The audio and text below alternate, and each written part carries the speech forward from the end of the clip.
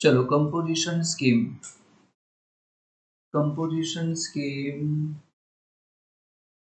Just a second.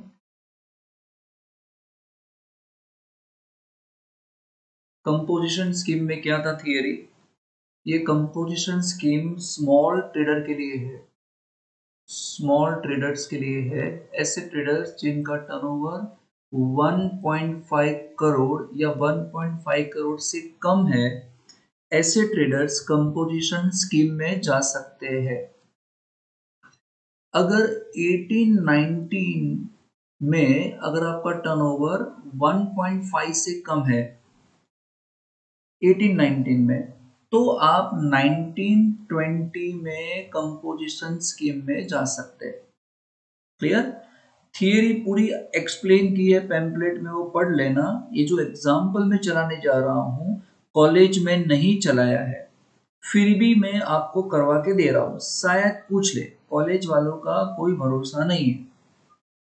अच्छा, example में क्या है? एग्जाम्पल में हम जो पढ़ेंगे तो ध्यान रखना, कंपोजिशन स्कीम के एग्जाम्पल के अंदर जो ट्रेडर होता है, जो ट्रेडर होता है ना बच्चों, वो जो इनपुट करता है, क्या करता है? इनपुट। इनपुट समझते हो ना? जो इनपुट करेगा, इनपुट पे जो टैक्स पे करेगा उसका उसको क्रेडिट नहीं मिलेगा। एंड जो सप्लाई, ये जो सप्लाई करेगा ना अपने बिजनेस में, इसमें वो टैक्स ले नहीं सकता। समझे? इनपुट पे टैक्स वो पे करेगा, उसका क्रेडिट मिलेगा नहीं। एंड सप्लाई पे वो टैक्स ले नहीं सकता। तो करना क्या पड़ेगा? उसको अपने पॉकेट में से टैक्स पे करना पड़ेगा। कंपोजिशन स्कीम के अंदर लमसम टैक्स आता है, अलग अलग परसेंटेज है। ठीक है, इसमें एग्जाम्पल है। तो अभी होगा क्या, जब ये मैं एक्सप्लेन करूंगा एग्जाम्पल, तो हम उसमें परचेजेस देखेंगे नहीं। चलो मैं पहले एक्सप्लेन करता हूं, पता चले आपको। देखिए एग्जाम्पल क्या है।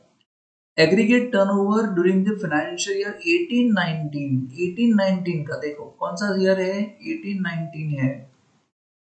इसमें इसका टर्नओवर कितना है 80,70,500, इतना है, मतलब 1.5 करोड़ से कम है। अगर इस साल में 1.5 करोड़ से कम है तो आप 19-20 में कंपोजिशन स्कीम में जा सकते हैं।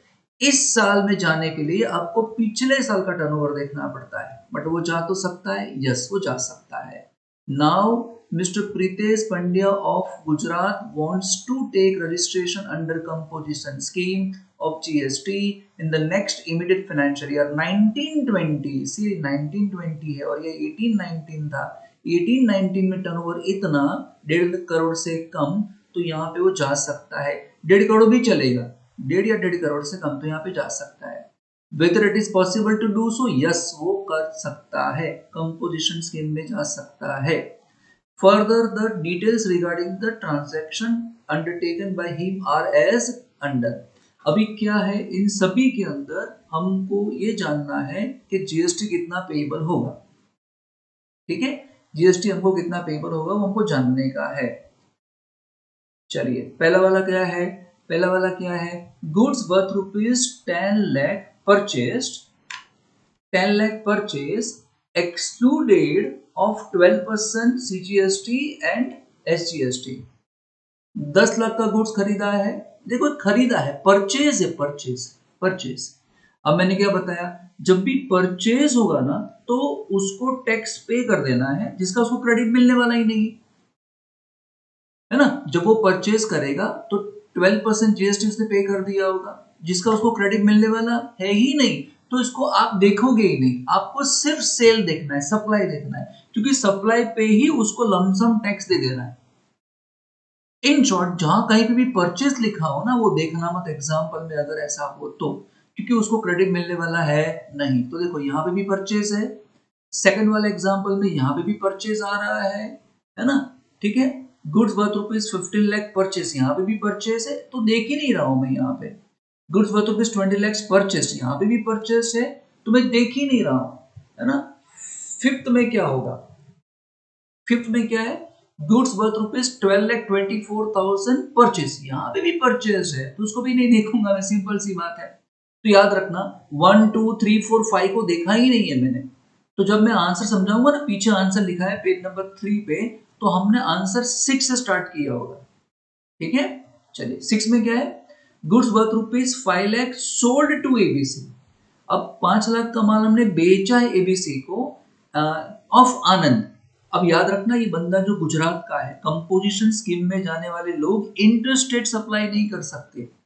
तो गुजरात का है तो गुजरात के अंदर ही बेचना पड़ेगा उसको। अब ये कहाँ बेच रहा है, आनंद में बेच रहा है, और 5 लाख का माल उसने बेचा है, तो 5 लाख पे 5 लाख के सप्लाई पे जिसको बेचा है उससे वो टैक्स नहीं ले सकता। उसको टैक्स जीएसटी अपने पॉकेट में से पे करना पड़ेगा। कितना पे करना पड़ेगा, 0.5 तो इसके 0.5 कर देने के 0.5 कर देने के, तो ये हो जाएगा सीजीएसटी और ये हो जाएगा एसजीएसटी।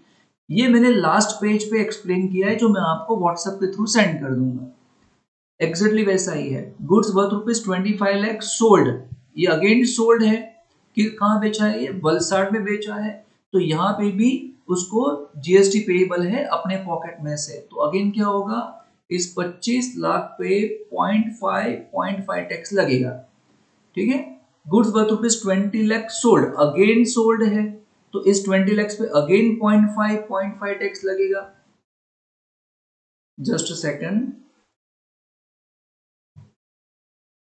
ये देखो goods worth ₹50 lakh again sold है, तो उस पे भी 15 लाख पे क्या लगने वाला है, 0.5 टैक्स लगेगा। चलिए नेक्स्ट पेज पे चलते हैं, एक मिनट। चलिए नेक्स्ट में क्या है, goods worth ₹5,50,000 sold to Amar enterprise of Nadiad. Nadiad है देखो, ये भी गुजरात के अंदर है, तो अगेन इस 5 लाख के ऊपर क्या लगने वाला है, 0.5 ये 0.5 लगता है या 2.5 लगता है, ये सब थियरी के अंदर एक्सप्लेन किया गया है। जनरली मैन्युफैक्चरर्स होते हैं, है ना, मैन्युफैक्चरर्स होते हैं, स्मॉल ट्रेडर्स होते हैं, उनको 0.5 देना होता है। थियरी में देख लेना आप लोग।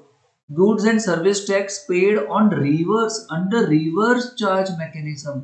रिवर्स चार्ज मैकेनिज्म अगर आपको आता है क्वेश्चन के अंदर कंपोजिशन स्कीम के अंदर, तो उसको आप देखना ही मत, इसको इग्नोर कर देना। ऐसा क्यों सर, रिवर्स चार्ज में होता क्या है, जो बायर है उसको टैक्स पे करने जाना है गवर्नमेंट को, है ना, उल्टा होगा, फॉरवर्ड चार्ज से उल्टा होगा रिवर्स चार्ज के अंदर। बायर ही खुद टैक्स पे करने जाएगा, तो लेकिन बायर अगर टैक्स पे करने जाएगा तो वो परचेस पे होगा ना, वो परचेस पे है ना, जिसका उसको क्रेडिट मिलता ही नहीं है। ठीक है, अब ये था find out whether the Pritesh Pandya can opt for composition scheme और not, also find out goods and service for liability. ठीक है, अब इसका आंसर देख लेते, पता चले आपको।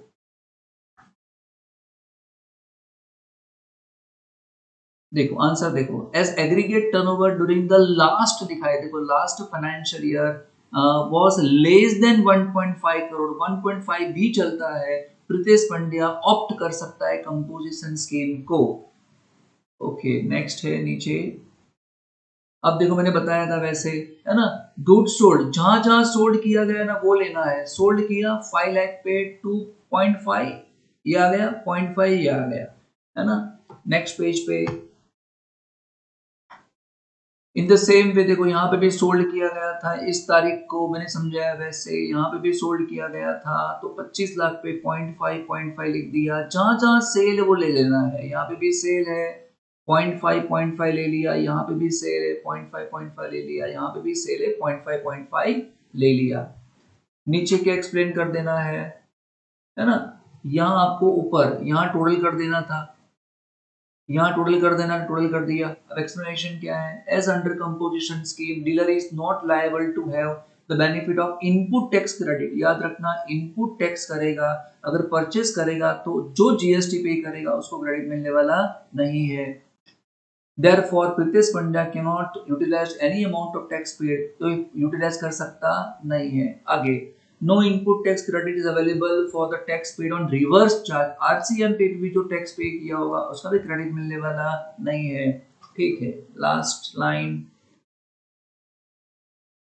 Pritesh Pandya bill paid the GST of 35,250, है ना, ईच सीजीएसटी एचजीएसटी ऊपर टोटल किया था वही है, बस इतना ही करके जाना है।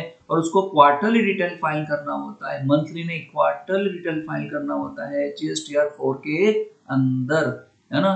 फिर से दोहराता हूँ, ये क्वेश्चंस कॉलेज में कराया नहीं है, लेकिन मुझे ऐसा लगा कि शायद पूछ सकते हैं, इसलिए मैंने दे रहा हूँ। सबको ये देखना है, कोई नहीं देख रहा है तो उसको फोन करके बोल देना कि वीडियो देख ले। Thank you.